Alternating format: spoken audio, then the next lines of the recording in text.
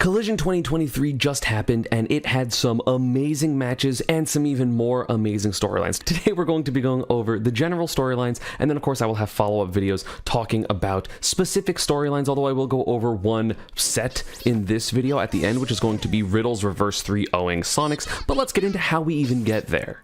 So of course, first off, I want to congratulate Riddles on winning this event from winner's side. He beat SkyJ twice, he reverse 3-0'd Sonics, he beat MKLeo 3-0, and he also beat Goblin, I'm pretty sure 3-1. This is, I'm pretty sure, a super major. It's even, I think, it was more stacked than Big House was in my opinion, so great stuff to him. But of course, the second main story of this tournament is SkyJ. SkyJ had literally never made a top 8 in a open major bracket. He got top 8 at like a Mexican Invitational that was a major, but he got second at his first major ever, making top 8. And his bracket wasn't easy. It's not like he like lucked his way into a good bracket with upsets and stuff like that. He beat so many players before losing to Riddles in winners finals and grand finals. He beat Spargo in losers finals. He beat Lima in winners semis. He beat Spargo in winners quarterfinals. He beat Meister 3-1 for the first. He's never beat Meister, I think, or he beat him in like one grand finals, like when he was in losers, and then Meister won the event. And then he beat DeBuzz 3-2. We're going to be going over at the very least the DeBuzz SkyJ and SkyJ Spargo from winners sets in a different video, because that's crazy. Like, shout outs to SkyJ. Like, if you can win with Incineroar, you can win with most characters. And speaking of winning with weird characters, there is one more that I want to talk about, and it's on the screen. Do you see it? Little Mac. Peanut got 17th, and the losses that Peanut had were to Tweak and Shiny Mark. Pikachu's one of Little Mac's worst matchups, and Tweak is Tweak. It's amazing. Peanut beat God I Miss Her, aka Cashmere, which is one of the best Mega Mans in the world. He always has been. Oh, he beat Sweshy, who was a Bowser Jr. player that beat Quid. So would have had to play Quid here, but either way, made it to top 64 winners. No games dropped. Hella people didn't make it to top 64 winners, period, including Siski, Chag, myself, Quid. Like, a lot of people didn't make top 64 winners because this tournament was crazy. Insane that Peanut got 17th, and the loss that he had to Shiny Mark was incredibly close. I actually have that VOD on my channel if you want to check it out. I uploaded like 10 or so. Another person that I want to shout out who did an amazing losers run was MVD. MVD lost to Tweak 3-2, got reverse 3-0'd by Tweak, actually. It was a very good set. He beat Salt 1 3-2, who he has never beat before. In fact, Salt 1 typically beats him pretty bad as far as I remember. So beat a personal demon.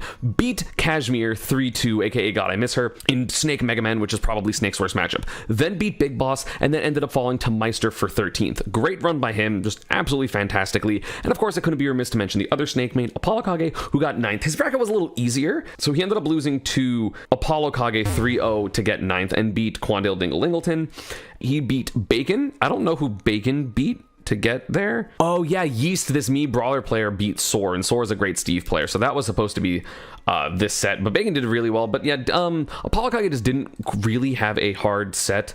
This is no offense to him, brackets are going to happen, but he basically had a relatively easy bracket until Sonics, who beat him, and then he ended up beating Cosmos 3-0, because Cosmos was on a run himself. He beat me really, like, the games were close, but it was pretty convincing. Beat Goblin very convincingly. There were honestly like so many impressive things. Sonics making top 8 winners, but then unfortunately losing again to the reverse 3-0 of Riddles, and then I think he was just really tilted in loser's bracket. Lima made top 8 winners, beating honestly a lot of hard people. He beat Tweak 3-1, he beat Karama, and then he also beat Shiny Mark. Honestly, this tournament was just insane. There are more stories that I can count. Meister had a really long losers run after losing to SkyJ because he got eliminated took out winners at 17th, I think, and then made it all the way back to 4th. Top 4 was literally Canada, Mexico, which was kind of crazy. I think there was only one like US player in top 8, which was Tweak. Oh no, two US players. Sorry, Lima is US. I totally forgot. Texas. Basically a whole nother country. So this was a summit qualifier tournament, right? And so the way it worked is the highest placing person that hadn't been qualified to summit, so like not Spargo, Tweak, like the people already going, would be invited to summit. And normally you expect like some overlap here, but literally there were only two players in the top 8 that had already been invited to summit, when like 8 of them were here. In winners top 8, we had literally all people that didn't qualify for summit. So basically whoever made it farther would make it, and then literally grand finals ended up being 2 people that weren't invited to summit because SkyJ beat Spargo twice, Leo wasn't here, Light wasn't here. it was insane. Like, this was a wild tournament, and also it was a great tournament experience. I personally had a lot of fun. I liked the schedule personally. You know, obviously I wish that more things could have been streamed, but also that's kind of what you're gonna do if you don't have the access to do 2 quad streams. You know, I really expect a lot more sets coming from like one of like, oh, it's one game, so it's like Ultimate, and they have the one main stream and then the quad stream on the side. But having like 3 streams, that's a lot. I'm not gonna expect tournaments to really do more than that, especially considering like the layout of the tournament. It was like in multiple rooms, but it was still really, really good. Obviously daylight savings kind of sucked. Not really their fault, except for the fact that they picked that weekend. I'm not gonna hold it over them. I loved playing Squad Strike. Personally, Squad Strike was so fun. I ended up getting 4th in Squad Strike. I had a hot set with Sonics. That was a good ass set. My Mii Sword Fighter's putting in work. I'll probably go over that set just in its own video because it was fun. Would I compare this to Civil War 2017? Not quite. Civil War was a lot weirder and also a lot more stacked, because basically it was like, this was like Civil War if also Japan was here. If Japan was here, then it would be Civil War. I think a lot of people talked about it on Twitter, but I haven't seen enough people talk about it, which is the fact that Leo didn't get top 8 at an open major for the first time since the Umebura Japan major. The only other time that I can remember him not getting top 8 was Summit, and Summit is an invitational. So this is the first time that Leo hasn't top 8 at a major since 2019, early 2019, like April 2019. So, and honestly, like, I don't even blame him for losing. Like, he doesn't do super great versus Kazuya, and then against Pikachu, Pikachu kind of, 1, beats all of Leo's characters, and 2, doesn't really let Leo play the way he wants to play, because you can't dominate the mid-range versus Pikachu if you don't have incredible airspeed, and none of the characters that Leo plays have great airspeed. They have good ground speed and good ground movement, but Thunderjolt doesn't care about it. Shiny Mark also played amazing. Of course, Shiny Mark, to me, is like, I'm so happy for him. I love the fact that he did super well. He ended up getting 7th. Apparently, he had some controller issues against Meister when he was on the main stage, but in losers, he beat hella people, because he lost to Lima 3-2 with 2 timeouts, and after that, he beat let's see. He beat Luma, the Midwest Rob player. He beat Andres FN, the European Ken. He beat Shattuck 3-1, and then he beat Peanut 3-2, and then he beat Ling 3-1 and Leo 3-1.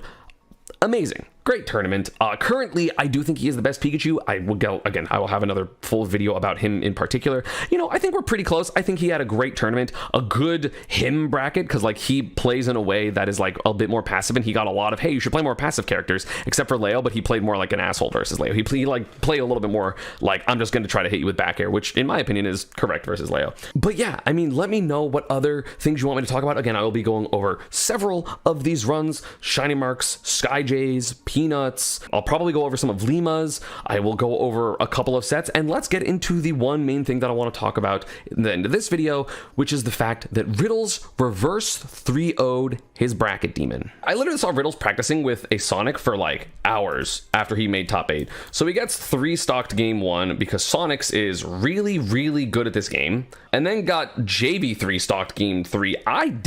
Game 2. I didn't watch this set because I was money matching and assumed Sonics was going to win. That was really good by Sonics. So clearly you could see he's playing well. And then suddenly Riddles goes, let's flip the script and let's go Terry. This was literally basically what decided the tournament. In my opinion, it's like looking at the bracket, this quite literally determined who was going to win, because I think Sonics would have beat SkyJ, because SkyJ was playing really well, but that matchup's so bad. And then if whoever beat SkyJ would have beat Spargo, and though. Oh, nice Nair out of shield. The thing about this matchup is like Kazuya wants to play on the ground, right? Basically entirely. I mean, he can do aerials, but he's basically doing aerials to catch you jumping occasionally, so you stay more on the ground. Whereas Terry actually has good aerials to challenge Sonic, like Lingering Nair. Mostly Lingering Nair, actually. But Nair's a really, really good move, and has just a little bit more control, right? Like Kazuya is a little bit too dead in the water if you're not getting that hit. If you're not specifically getting like the big combos as Kazuya, like the Nickel and Diamond game isn't going to be as good, whereas Terry's advantage state in general is much, much better. Invincible moves that can challenge Spin Dash really well, a more reliable spike. So I think this matchup isn't too bad. Sonic probably wins, but at the very least, Sonic has to have the lead and run away forever.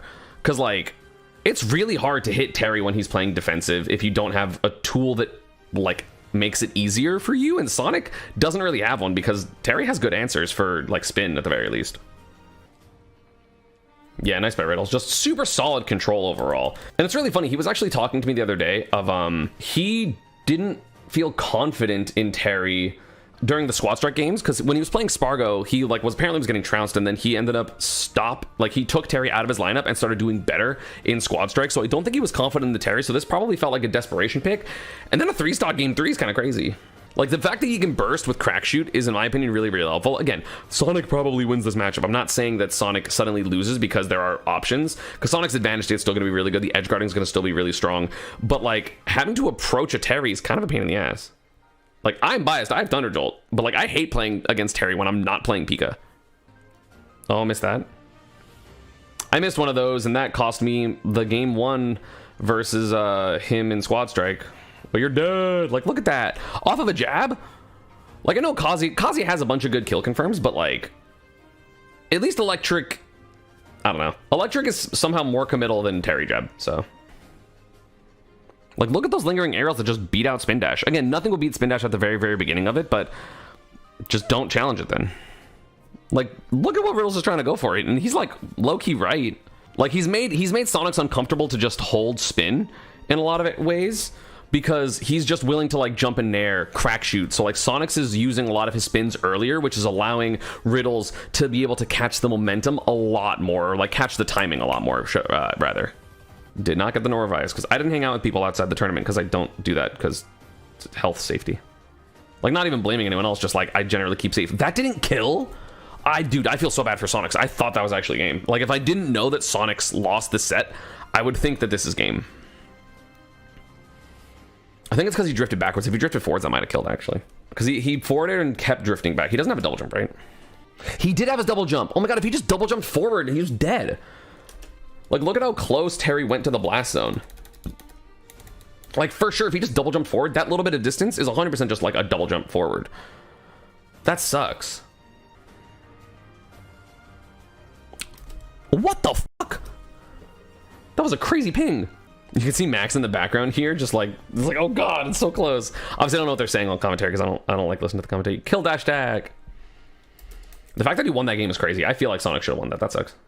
Damn, that's a big ass water bottle. Sonic's is staying hydrated. When? Oh god. He's dead. He made that. That's crazy. That hit. That's crazy. He's kind of shitting on in this game. And Riddle's just trying to like get any damage here. Like, Sonics is so good at making comebacks that like you can't just be like, I'm winning, time to just win. Like, you have to still give him so much respect. That crack shoot barely missing. That hit. No shot, he's dead. That would have been fucking hilarious. He missed his. Oh my god, Sonics? Why would you not dash backwards? You're insane. That definitely would have killed if he just dashed. Why didn't he dash backwards? Why wouldn't he cover the directional air dodge in and then react with not that? Would just like dash something. Like, you hella read air dodge in there. What the fuck? That's crazy. I'm kind of surprised they didn't drop the combo, to be honest. Pop off. That's probably the single biggest, like, top player versus top player upset. But yeah, so many storylines in Collision. Gonna go into a few more, so stay tuned, subscribe, turn on notifications, ring the bell. I would appreciate it. See you next time.